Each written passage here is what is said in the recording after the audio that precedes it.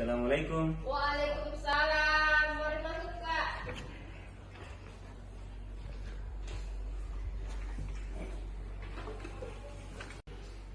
Ya, apa kabar hari ini, Pak? Alhamdulillah baik. Nah, begini, Pak ya. Saya rencana akan mengobservasi kelas Bapak pada saat Bapak mengajar. Kapan Bapak akan jadi saya akan melaksanakan observasi kelas di kelas Bapak pada saat mengajar. Saya ingin tahu Bapak mengajarnya hari apa? Saya mengajar hari Rabu jam kedua. Mata pelajaran apa itu, Pak? Otomatisasi tata kelola keuangan kelas 12. Tata kelola keuangan Kelas 12. Baik, Pak ya.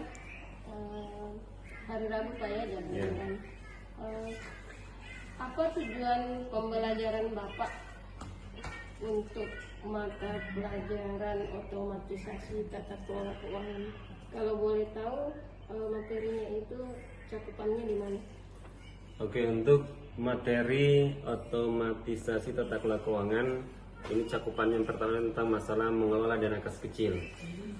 Untuk tujuan pembelajaran, saya berharap peserta didik dapat menjelaskan pengertian metode impres dengan percaya diri.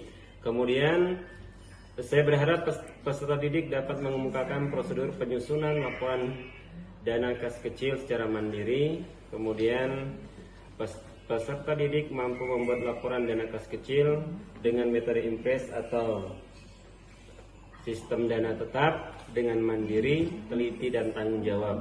Kemudian peserta didik dapat membuat bukti-bukti transaksi kas kecil atau mereka bisa mengisi bukti-bukti transaksi kas kecil seperti bukti kas masuk, bukti kas keluar, dan formulir pengajuan dana kas kecil. Jadi tujuan pembelajaran Bapak itu menjelaskan pengertian metode impres, kemudian mengemukakan prosedur penyusunan laporan, kemudian membuat laporan dan membuat bukti-bukti transaksi ya Pak ya. Yeah.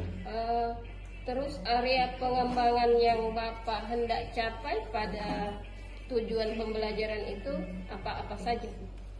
Untuk area pengembangan yang saya ingin capai itu ada dua, yaitu pengetahuan dan keterampilan.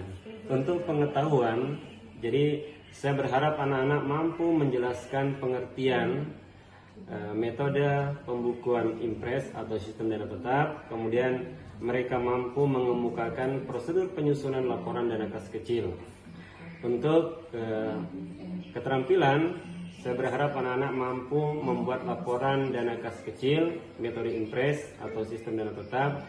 Kemudian mereka mampu mengisi bukti-bukti transaksi kas kecil seperti kas masuk, keluar, dan formulir pengajuan dana kas kecil. Oke, baik Pak. Jadi area pengembangannya ada di pengetahuan dan keterampilan Pak ya. Yeah. Terus cara Bapak menjalankan sampai bisa tercapai area pengembangan yang Bapak hendak inginkan itu, kalau misalnya dipoinkan dari angka 1 sampai 10, Bapak pengennya anak-anak itu sampai di mana? Kalau saya tidak terlalu berharap jauh karena lihat kondisi anak-anak. Kalau saya pengharapan saya mereka bisa 8 sampai 9 atau 9,5, saya sudah cukup puas.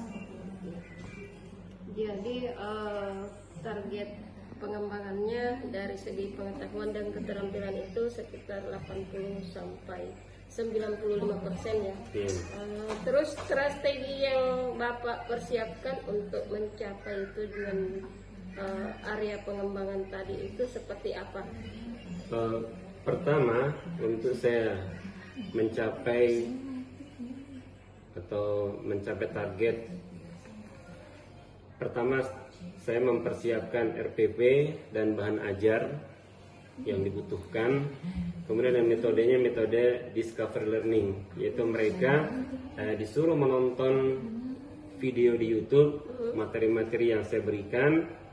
Kemudian tekniknya ya, Di kelas saya membagi beberapa kelompok, kemudian mereka mempresentasikan atau mendemonstrasikan apa yang telah mereka dapatkan. Oh iya, baik Pak ya. Jadi kalau saya dengar tadi rencana awal dari tujuan sampai area pengembangan dan strategi yang dipersiapkan, saya berharap apa yang Bapak rencanakan ini bisa berjalan sebagaimana yang Bapak inginkan. Jadi begitu saja untuk percakapan observasi kelas ini. Selamat bekerja Bapak.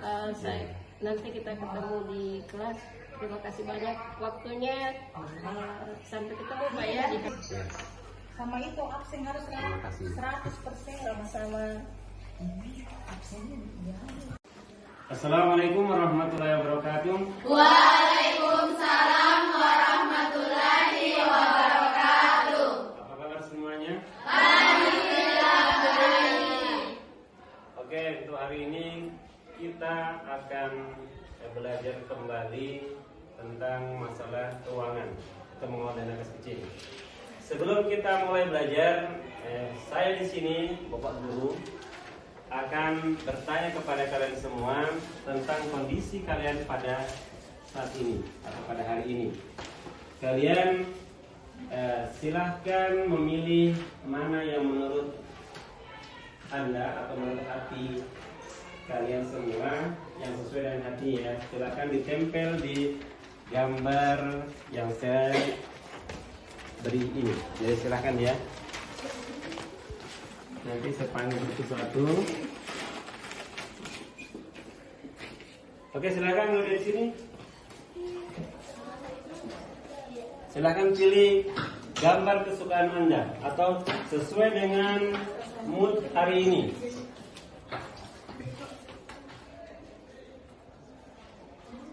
Lanjut.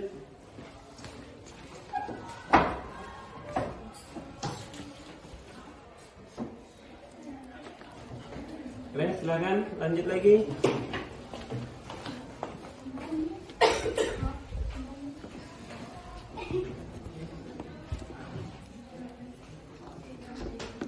Oke, yang lainnya silakan.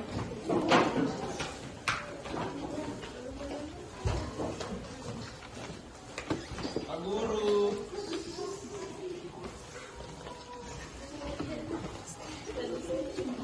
Oke, lanjut yang lainnya silakan.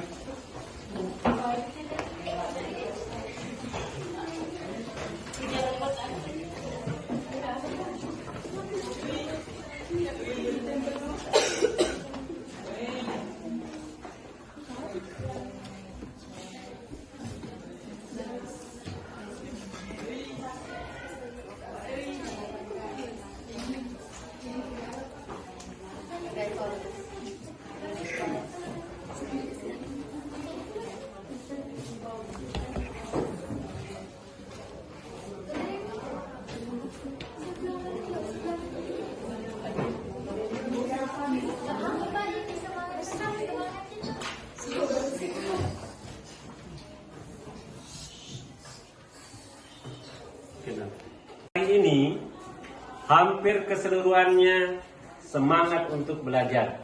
Silakan tepuk tangan semua.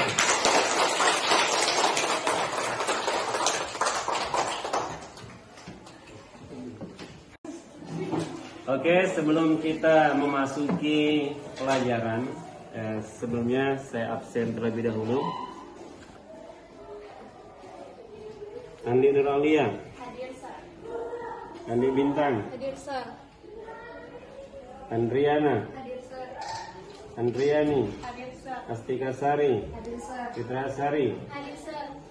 Fitri Muhajir. Hadir, Sir. Mutia. Hadir, Sir. Nadia. Hadir, Sir. Radinda. Hadir, Sir. Rainil. Hadir, Sir. Alia Sakila. Sakit. Oke. Fadila F. Hadir, Sir. Rizky Amelia. Hadir, Sir. Rikman Yusri. Sisi. Rikman Nurdin. Hadir, Sir. Al-Mulaifa. Hadir, Sir. Nur Sakina. Hadir, Sir. Putri Amelia, Hadir Ustaz. Rizky Ramadhani, Ustaz. Rizky Oleh Rahma, Ustaz. Rika Ramadhani, Hadir Ustaz. Ririn, Hadir. Rizky Minarti, Hadir Ustaz. Cindy Amalia, Siti Rafaira, Hadir Ustaz. Suparman. Hadir. Oke. Jadi ada beberapa teman kalian sudah hadir, ada yang izin, ada yang sakit. Oke, untuk kita memulai pembelajaran pada hari ini ada kesepakatan kelas yang pertama. Jadi selama kita berjalan belajar pada siang hari ini, kesepakatan pertama, ketika kalian mau keluar kelas, silahkan minta izin, angkat tangan, terus kemudian menghadap ke guru, baru izin keluar ke WC. Terus selanjutnya, ketika kita belajar, jangan ribut sendiri, jangan main sendiri, usahakan fokus. Karena kalau belajar kita tidak fokus, maka tidak bisa paham. Dan selanjutnya, kalau kita belajar di sini diskusi atau lain sebagainya, atau ada teman kalian yang angkat tangan mau menjawab, maka kita sesama teman harus saling menghargai. Tidak boleh ada yang mengejek, tidak berlebih, tidak boleh ada yang membuli. Seperti itu. Oke, paham? Oke, terima kasih. Oke, sekarang kita belajar tentang cara mengisi bukti kas masuk. Jadi sebagi dulu ini, nanti saya ajarin satu persatu. Kita bagian ke temannya.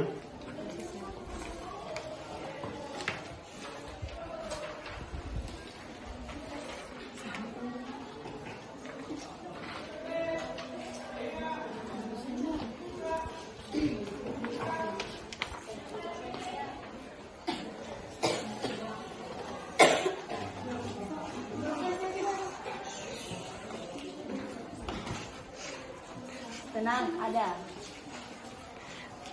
Oke, sudah dapat semua? Sudah.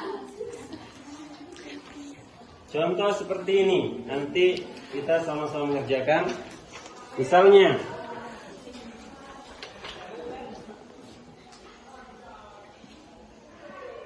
contoh misalnya PT 3 Putri.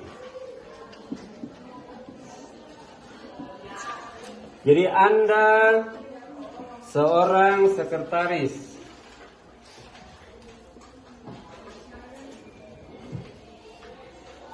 Sekretaris perusahaan PT 3 Putri.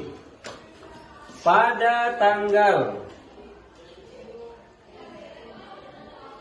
1 Februari 2023, Anda menerima dana kas kecil dari bendahara sebesar 5 juta rupiah. Oke. Jadi bagaimana cara mengisi bukti kas masuknya? Nah, silakan dipegang masing-masing. Jadi yang pertama, yang pertama di atas ini kita isi atau kita tulis nama perusahaan dan alamatnya. Contohnya misalnya di sini PT 3 Putri. Terus kemudian bawahnya misalnya alamatnya Jakarta. Terus kemudian di bagian nomor kita tulis di situ KM, singkatan dari kas masuk. KM 01 garis miring, singkatan dari nama perusahaan. Contohnya misalnya 3 Putri berarti TP. Kemudian garis miring bulan ditulis dengan angka Romawi. Kemudian tahun ditulis singkat saja. Ya, oke. Lanjut ke diterima dari. Jadi uang itu diterima dari siapa? Contoh misalnya sini bendahara. Bendaharanya misalnya Sofa MM misalnya di situ. Sofa MM sebagai bendahara. Terus kemudian uang sejumlah. Berapa uang yang diterima? Berarti 5 juta rupiah. Terus kemudian untuk keperluan apa? Pengisian kembali dana kas kecil. Jadi bawain di kotak sini kita tulis sejumlah uang. Jadi Rp 5 juta ditulis dengan angka. Kemudian disetujui oleh, dibayar oleh, diterima oleh, di situ disetujui oleh pimpinan. Kemudian dibayar oleh bendahara, diterima oleh sekretaris. Kemudian alamat. Jadi alamatnya di sini sesuai tadi Jakarta. Tanggal berapa kita menerima dana kas kecil? Tanggal 1 ditulis tanggal 1 Februari tahun 2023. Jadi seperti itu. Paham? Paham? Oke. Silakan nanti saya bagi per kelompok. Itu yang pertama. Yang kedua, tentang masalah formulir pengajuan. Oke, formulir pengajuan. Jadi cara mengisi formulir pengajuan, jadi hampir sama dengan tadi.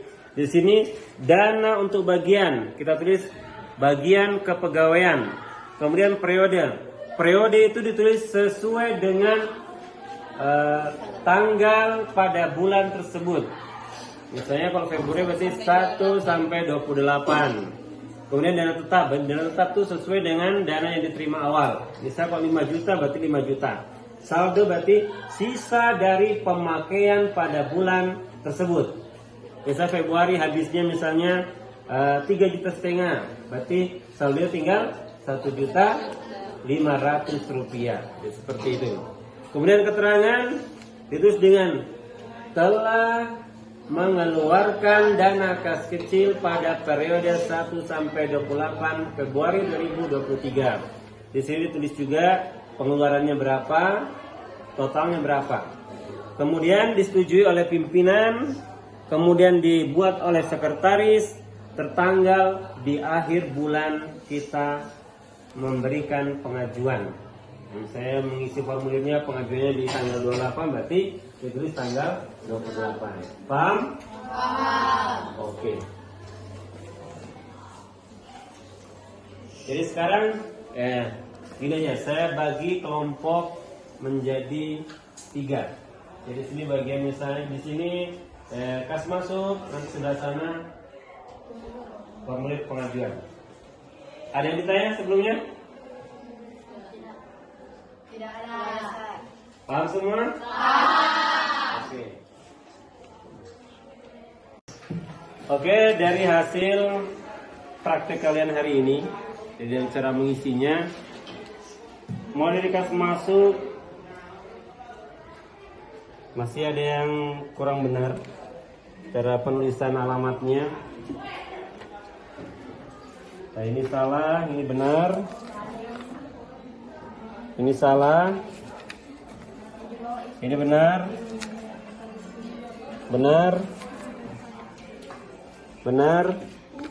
Oke, untuk untuk formulir pengajuannya,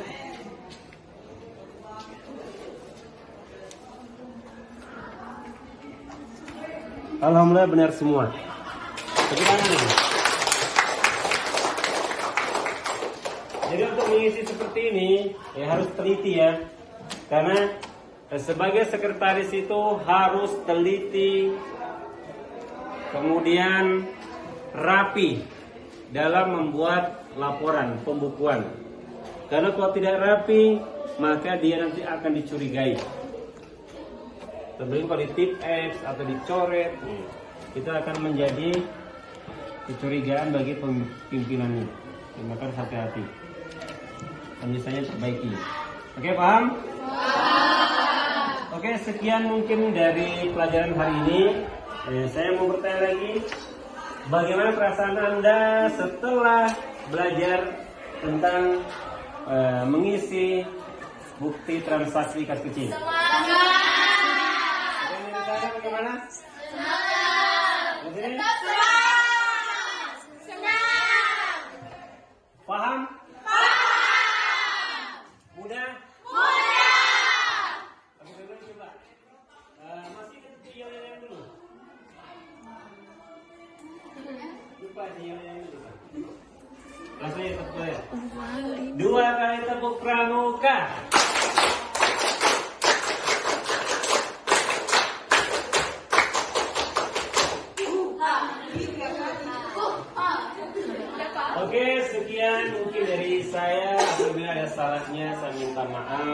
Kita lanjut nanti di minggu berikutnya dengan mungkin transaksi yang berbeda. Dari saya, apabila ada salahnya, saya minta maaf yang sebesar-besarnya. Sama-sama. Sekian, Assalamualaikum warahmatullahi wabarakatuh. Waalaikumsalam warahmatullahi wabarakatuh.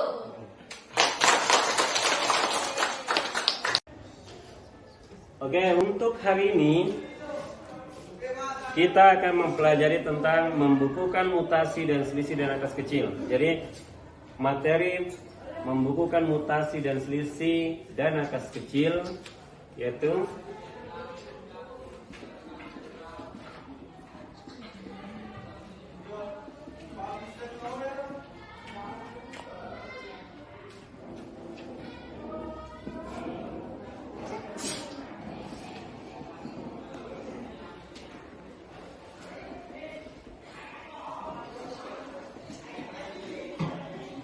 Oke, ini tujuan pembelajaran seperti ini. Tujuannya untuk kita belajar seperti ini. Yang pertama, agar kita bisa memahami bagaimana cara membuat laporan pembukuan dana kas kecil.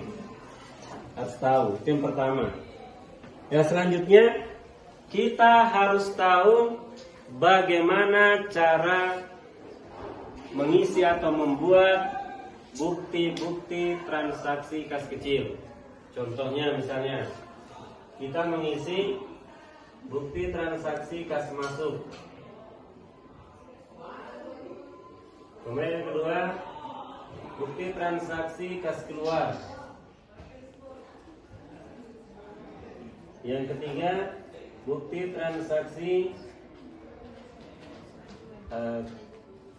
misalnya nota kontan. Terus yang keempat bukti transaksi kwitansi. Dan perlu juga diingat di sini juga ada namanya formulir pengajuan dana kas kecil.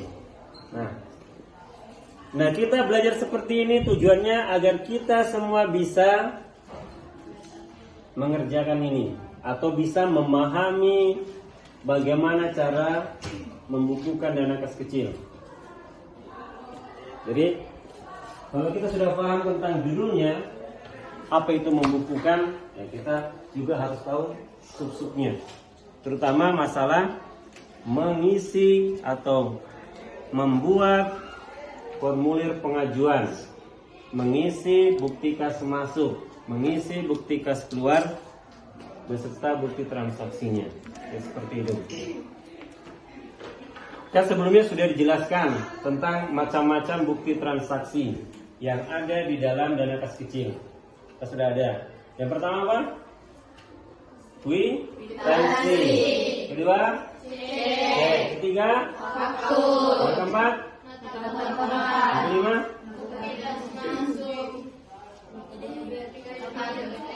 Debit kredit.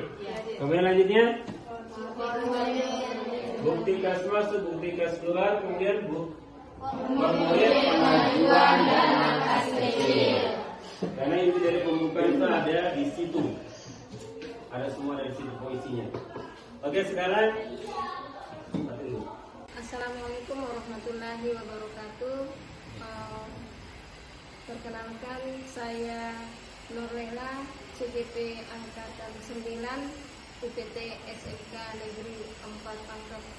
Pada kesempatan ini saya akan melakukan percakapan pasca observasi dengan Bapak Abdul Rojak. Selamat pagi Pak, apa kabar? selamat pagi, alhamdulillah sehat. Dan pengamat kami, observer kami adalah Bapak Andi Satar. Apa kabar Pak? Ya baiklah, kami akan melakukan percakapan pasca observasi. Bapak Abdul Rojak, selamat pagi. Selamat pagi. Begini Pak, Bapak telah melaksanakan pembelajaran di kelas dan kita sudah melaksanakan, saya sudah melaksanakan observasi eh, mungkin eh, ada catatan yang Bapak jadikan sebagai refleksi Bapak pada kegiatan pembelajaran, apa yang Bapak catat dalam kegiatan pembelajaran yang Bapak lakukan, apakah ada yang masih perlu dilengkapi atau bagaimana Pak? Oke, terima kasih sebelumnya. Setelah saya mengajar, ya alhamdulillah, ya, merasa plong, merasa senang. Kemudian dalam setiap metode mungkin ada dua kemungkinan berhasil, kemungkinan ya tidak. Karena kalau kita lihat dari situasi anak-anak kan berbeda, mungkin kondisinya atau lain sebagainya. Tapi dari pembelajaran yang telah lewat, yang telah saya lakukan, ya alhamdulillah untuk pembelajaran tersebut, kalau menurut saya alhamdulillah berhasil, meskipun belum sampai 100%. Nah, jadi kalau mau dilihat ya kira-kira sampai 9 atau 9,5% itu sudah berhasil. Menurut saya itu lumayan, karena untuk pembelajaran seperti itu ya, kan saya kira ini banyak hitung-hitungnya, karena keuangan dia banyak menghitung, dan tidak semua anak itu bisa menghitung seperti itu dengan cepat. Karena metode saya kan ya seperti itu, meskipun ada diferensiasinya, tapi ya berbeda juga anak-anak, karena pemikiran anak kan berbeda. Jadi saya berusaha bagaimana apa yang saya sampaikan bisa betul-betul sampai kepada mereka masing-masing. Jadi ya seperti itu anunya. Jadi menurut Bapak sudah tercapai sampai 90 sampai 95% Pak ya. Terus dari segi kenyamanan belajar, Bapak apakah sudah merasa sudah melakukan trik yang membuat anak-anak itu nyaman belajar dengan pelajaran Bapak? Kalau selama ini kan setiap saya masuk di kelas itu metode mungkin berbeda-beda. Ada kemungkinan ada quiz, ada mungkin grouping dan lain sebagainya di situ. Makanya saya biasanya kalau mengajar lihat situasi dulu. Kalau anak-anak situ wajahnya fresh atau mungkin lagi semangat, maka biasanya langsung ke pokok pembahasan. Tapi kalau tidak, biasanya mungkin dari saya bikin dulu quiz atau enggak sesuatu yang membangkitkan semangat mereka. Tujuan pembelajaran yang Bapak lakukan apa sudah tercapai? Kalau dari tujuan pembelajaran ya, itu tadi hampir 95% tercapai. Karena kasus itu tujuan pembelajaran adalah anak-anak bisa membuat atau mengisi bukti-bukti transaksi kas kecil. Jadi saya jelaskan dulu metodenya, kemudian ya praktek seperti itu. Dan saya kalau di kelas kan tidak hanya menunggu, saya berjalan ke area-area masing-masing besok anak-anak untuk melihat sampai di mana mereka paham untuk bisa mengisi dari bukti transaksi tersebut, seperti saya. Baik Pak, jadi dari segi tujuan pembelajaran sudah tercapai, kemudian kenyamanan belajar sudah terpenuhi, kemudian diferensiasi sudah dilakukan tadi. Terus yang menjadi catatan saya sedikit, mungkin Bapak ini kan targetnya sampai 100%.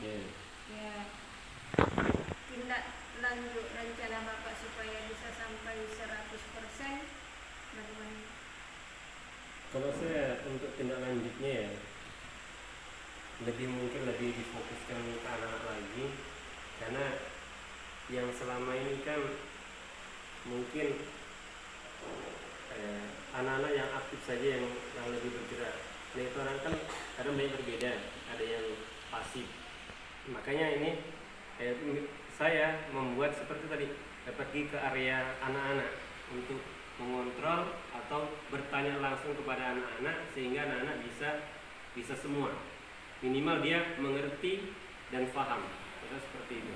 Karena kalau menurut saya pribadi saya, kalau mereka sudah paham dan mengerti, ya saya anggap itu bisa 100%. Bisa seperti itu.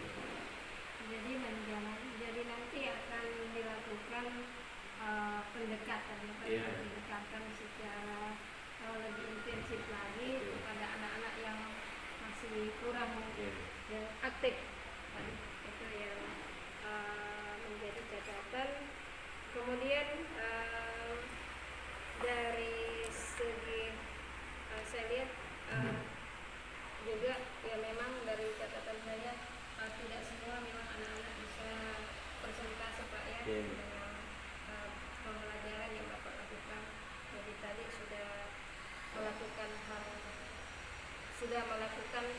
rencana kita lanjut. Mudah-mudahan rencana yang Bapak lakukan itu bisa dijalankan dengan baik.